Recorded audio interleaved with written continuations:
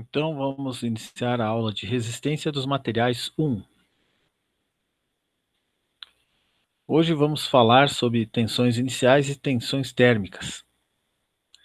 Quando uma estrutura é estaticamente determinada, a variação uniforme da temperatura em todo o seu comprimento não acarreta nenhuma tensão, pois a estrutura é capaz de se expandir ou se contrair livremente.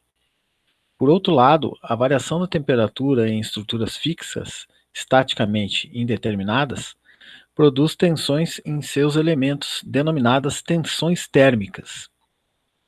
Esta conclusão pode ser observada pela comparação entre uma barra livre em uma das extremidades com outra barra engastada nas duas extremidades, como mostrado abaixo aí. Olhando a figura na letra A gente observa uma estrutura estaticamente indeterminada, fixa nas extremidades em A e B, comprimento L, sujeito a uma variação térmica ΔT, uma variação de temperatura. Devido à variação dessa temperatura, surgirão reações nos engastes, como mostrado aqui na imagem, aqui na figura A. Na figura B, a gente tem a variação térmica, porém a barra agora está com a extremidade A sem engaste, ou seja, está livre, engastada somente na extremidade B. Aplicando a variação de temperatura ΔT, a gente observa que a barra vai expandir ou se retrair, né, diminuir de tamanho ou aumentar de tamanho, porém não vai ser gerada nenhuma reação no engaste B. Na figura C, a gente tem a situação onde ocorre a variação térmica, e se a gente vai ver mais à frente, né, como resolver para determinar a reação R, que surgirá no engaste. Então, nos slides a seguir, a gente vai comentar mais aí sobre a figura C.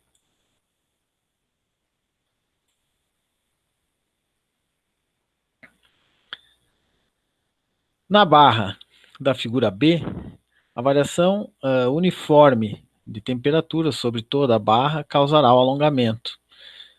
Então, estamos supondo aqui que está havendo uma variação térmica onde há um acréscimo na temperatura. Eu posso dizer que meu delta, que é a variação das dimensões da peça, né, o alongamento da peça, nesse caso, é dado por alfa, que multiplica L, que multiplica ΔT. Onde o alfa é o nosso coeficiente de dilatação térmica. O L, comprimento da barra, e ΔT, a variação térmica, né, que é dada pela variação da temperatura. Como este alongamento pode ocorrer livremente, não surgirá nenhuma tensão na barra. Então, foi o que eu comentei anteriormente. A gente tem a extremidade B fixa no engaste e a extremidade A livre. Então, a variação da temperatura vai causar essa deformação delta, porém não vai estar gerando reação nenhuma no engaste B, né? Então, ela está trabalhando livremente.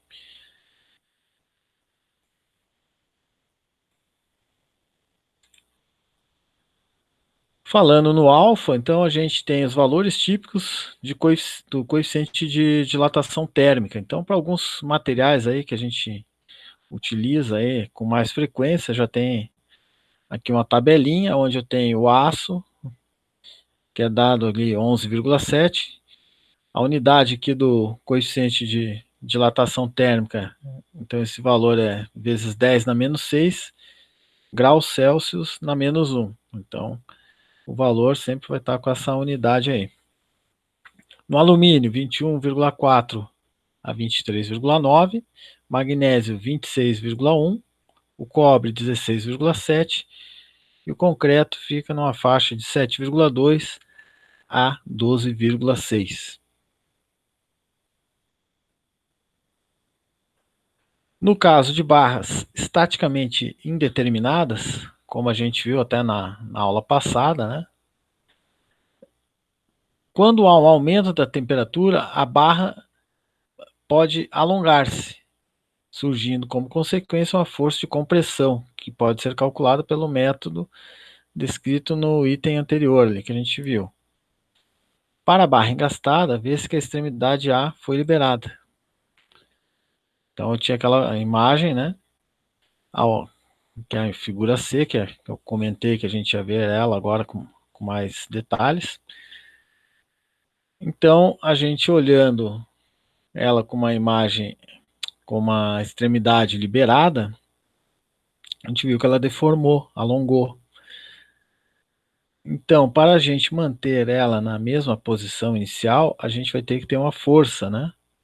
Que a gente chamou aqui de R, que é a reação devido aí à variação térmica, né? Então, ela pode ser calculada da seguinte maneira, onde o meu R, né, pegando lá o delta da lei de Hooke, era PL sobre A. Agora o meu P, no caso, vai ser o R, né? Ou seja, então a deformação vai ser RL sobre A, onde R é a reação que eu vou ter ali devido à variação térmica, L comprimento da barra, dividido pelo EA, coeficiente de rigidez, que é em função do material e a geometria da seção transversal da peça. Então, se eu igualar o delta que eu achei anteriormente com esse delta agora que eu determinei pela lei de Hooke, igualando eles, a gente vai ter o seguinte, que o R vai ser igual módulo de elasticidade, que multiplica a área da seção transversal, que multiplica o coeficiente térmico, que multiplica a variação da temperatura. Depois de obter o R, a gente pode calcular a tensão e a deformação específica na barra. Então, tem a expressão da tensão. O que é a minha tensão? É a força sobre a área. O que é a minha força no caso ali? É a reação devido à variação térmica, que é o R. Porém, o R eu sei que a gente viu aqui em cima, ó, EA alfa delta T.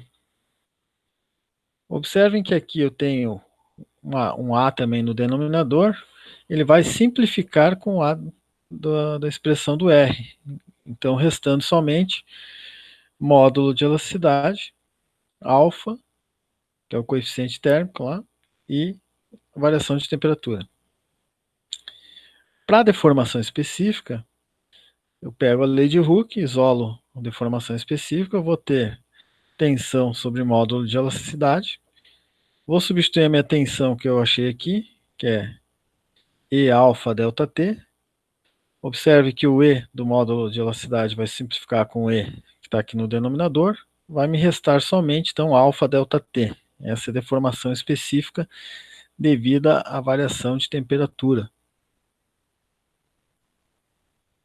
Então, a gente conclui que a variação da temperatura, né, produz tensões e sistemas estaticamente indeterminados, ainda que a gente não tenha ação de forças externas. Então, se a barra está engastada em cima, né, ou embaixo ali, em cima e embaixo, conforme a gente viu na ilustração, mesmo sem ação de nenhuma força externa, somente variando a temperatura, a gente já consegue gerar tensões, já vai ver que vão ser geradas tensões internas na barra.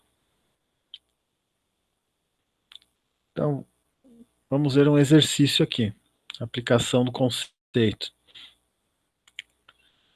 Uma barra prismática, rigidamente presa nas extremidades, é submetida a um aumento de temperatura de 20 graus Celsius, ao mesmo tempo em que recebe uma carga de 30 kN. Determinar as reações de apoio. Aqui na imagem a gente vê então o sistema estaticamente indeterminado, uma força P aplicada no ponto C, tem o engaste A e B, a força é 30, distância do ponto C ao engaste A é 100 centímetros, distância do ponto C em relação ao engaste B, 250 centímetros. Os dados, a área da seção transversal da barra, 1,5 centímetros quadrado. O material da barra é aço, 20.000 quilonewtons por centímetro quadrado. O meu alfa, 11,7 vezes 10 na menos 6 graus Celsius na menos 1. E o ΔT, que é a variação de temperatura, nesse caso aqui, vai ter um acréscimo, sinal positivo ali, de 20 graus Celsius. O exercício pede para determinar a reação no engaste A e B. A gente vai ter que levar em consideração a reação que vai ser gerada pela força, 30 kN, força P, e também pela variação da temperatura, no caso aqui 20 graus Celsius. Então, neste caso aí, a gente vai ter duas situações. Vamos ter que calcular a reação devido à variação da temperatura e devido à força P. Então, vamos começar ali. A determinação das reações R''A e R''B, devido ao aumento da temperatura, é igual, né? R igual EA alfa delta T. Então, as reações devido à temperatura chamamos aí de R''A e R''B. Fazendo aqui a substituição pelos dados do exercício, eu vou determinar o valor do R, né? Eu tenho o módulo de elasticidade, 20.000, tenho a área da seção transversal, que é 1,5, e tenho o alfa, que é 11,7 vezes 10 na menos 6, e tenho a variação da temperatura, que nesse caso é 20 graus positivo, né? Vai ter um acréscimo de temperatura, então está ali multiplicando pelo 20. Resolvendo o cálculo aqui, encontro que o valor do R é igual a 7,02. Estamos analisando somente a variação da temperatura, então eu posso dizer que a reação do engaste A é igual à reação do engaste B. Agora observem, como eu tenho um aumento de temperatura, essa barra ela tende a aumentar, né? Tenderia a dilatar, aumentando, né? Uma deformação de alongamento. Para que não ocorra alongamento, a nossa reação aqui no engaste, devido ao efeito da temperatura, tem que estar no sentido contrário ao do alongamento, ou seja, ela vai estar comprimindo, né? Como se estivesse comprimindo a peça para manter a peça com a mesma dimensão. Então, no engaste A, R''A 7,02, da esquerda para a direita, e no engaste B, R''B igual a 7,02, da direita para a esquerda. Assim, a peça, né, a barra fica sem variação das dimensões, pois ela está engastada.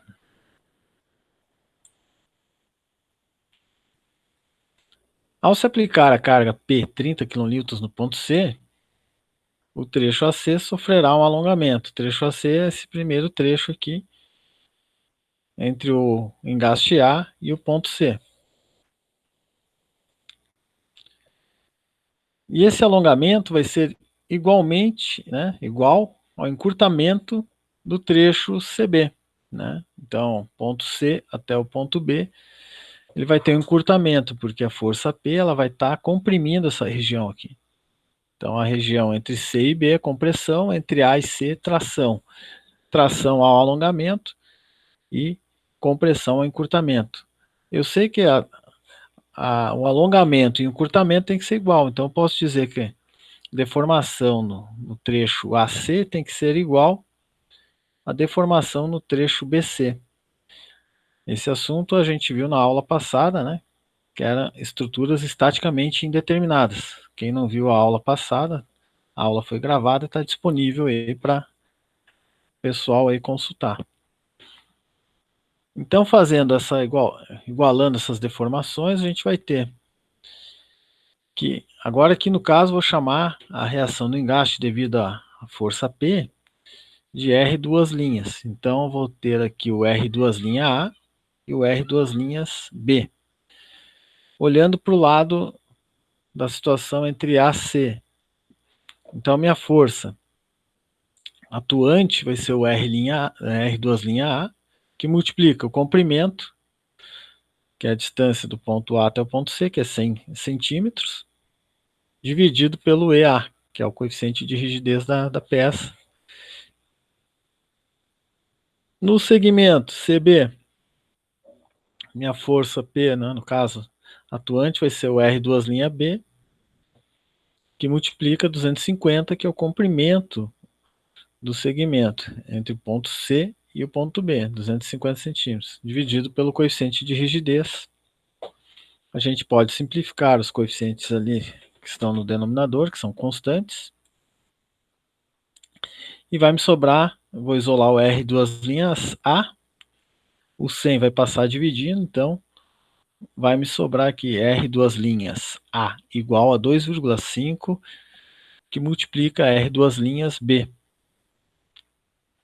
Fazendo o equilíbrio de forças, né, a gente vai obter. Então, o que é o equilíbrio de forças? Vou olhar aqui a situação onde estão as minhas reações.